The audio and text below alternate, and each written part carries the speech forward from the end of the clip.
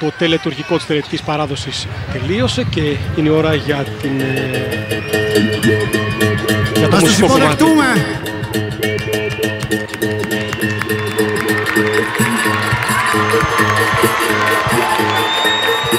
Λοιπόν, από την Ελλάδα στη Βραζιλία.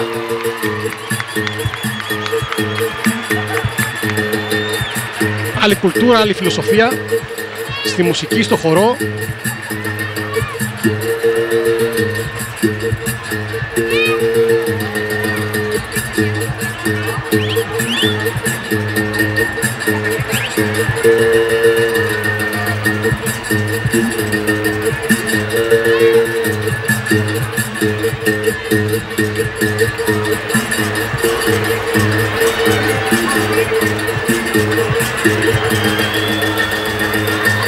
Μια πρόγευση για τα όσα θα ζήσουμε το καλοκαίρι στο Ρίο.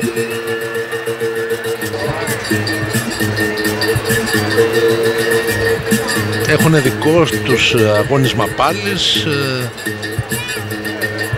και θα δούμε μια αναπαράσταση από ό,τι πάμε να ακούσουμε ένα μεγάλο χειροκρότημα για τους καλλιτέχνες από τη Βραζιλία. Πάμε!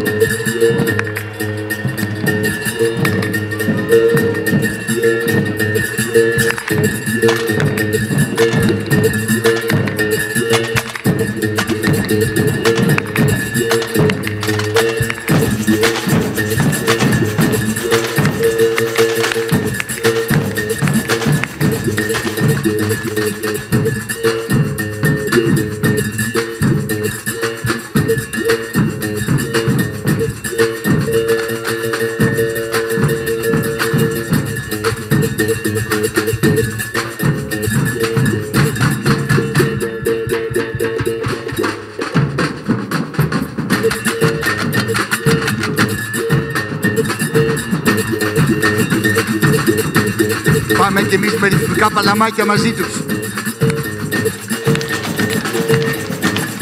Οι Βραζιλιάνοι έχουν αναπτύξει φυσικές μορφές πάλης, όπως η καποέρα,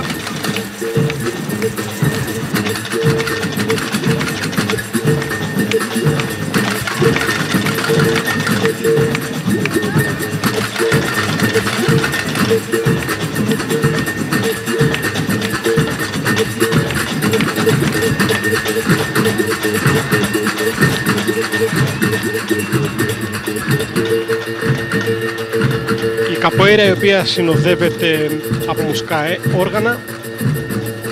Η μουσική ονομάζεται καποερίστας. Οι θεατές είναι σε κύκλο, ρόντα.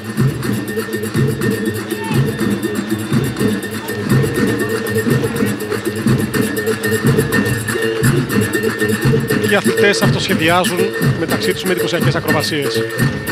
Είναι μια διάσημη πολεμική τέχνη. Από κάποιους χαρακτηρίζεται ως χορός, δεν είναι. Παιχνίδι δεν είναι. Είναι το επαναστατικό αποτέλεσμα της ανάγκης κάποιων αποφασισμένων σκλάβων της Βραζιλίας πριν από 4 αιώνες. Ο Σάκης Ρουβάς με ολίγονα από βραζιλιάνικο καρναβάλι, το διασημότερο καρναβάλι του κόσμου, αυτό του Ρίο.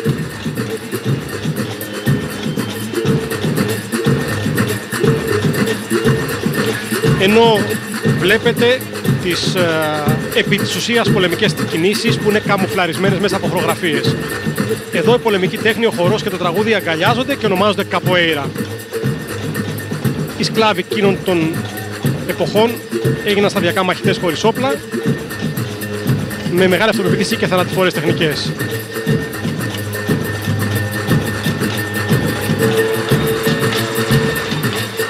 Οι καποερίστες που δημιούργησαν τη δική τους κουλτούρα